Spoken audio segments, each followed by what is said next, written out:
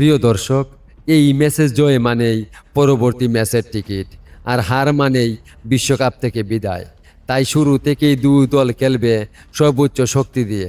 স্বাগতিক হওয়ার কারণে যুক্তরাষ্ট্রের উপর থাকবে বাড়তি চাপ, তবে গ্যালারি ভর্তি সমর্থকদের উৎসাহ তাদের বাড়তি শক্তি দিতে পারে।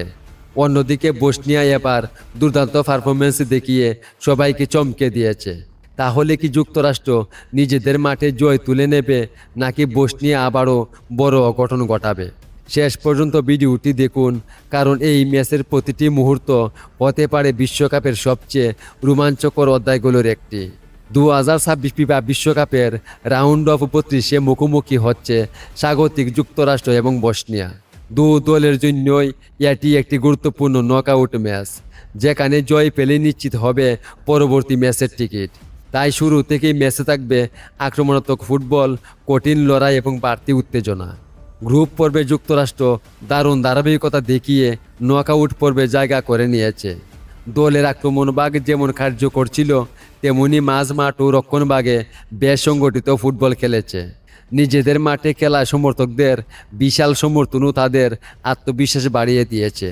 পুরো টুর্নামেন্টে জুড়ে যুক্তরাষ্ট্র দ্রুতগতির আক্রমণ, বল দখলে আধিপত্য এবং দলগত সমন্বয়ের মাধ্যমে প্রতিপক্ষকে চাপে রেখেছে। অন্যদিকে বসনিয়া এই বিশ্বকাপে অন্যতম চমক হিসেবে উঠে এসেছে। শক্তিশালী প্রতিপক্ষের বিপক্ষেও তারা সাহসী ফুটবল খেলেছে এবং গুরুত্বপূর্ণ মুহূর্তে গোল করে নকআউট পর্বে নিজেদের জায়গা নিশ্চিত করেছে। তাদের রক্ষণভাগের দৃঢ়তা এবং দ্রুত পাল্টা আক্রমণ যুক্তরাষ্ট্রের জন্য বড় চ্যালেঞ্জ হতে পারে। এই ম্যাচে মাঝমাঠের লড়াই খুবই গুরুত্বপূর্ণ হবে। যে দল বলের দখল বেশি রাখবে এবং সুযোগগুলো কাজে লাগাতে পারবে, তারাই ম্যাচে এগিয়ে থাকবে। যুক্তরাষ্ট্র স্বাগতিক হওয়ায় কিছুটা বাড়তি সুবিধা পেলেও বসনিয়াকে কোনোভাবেই হালকাভাবে নেওয়ার সুযোগ নেই।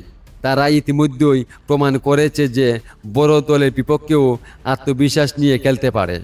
এই ম্যাচের বিজয়ী দল শুধু পরবর্তী ম্যাচের টিকিটই নিশ্চিত করবে না, বরং বিশ্বকাপের শিরোপার স্বপ্নকেও আরও এক ধাপ এগিয়ে নিয়ে যাবে।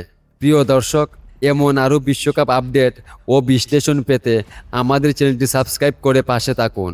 ততক্ষণ পর্যন্ত ভালো থাকুন, সুস্থ থাকুন এবং ফুটবলের সঙ্গেই থাকুন। ধন্যবাদ সবাইকে।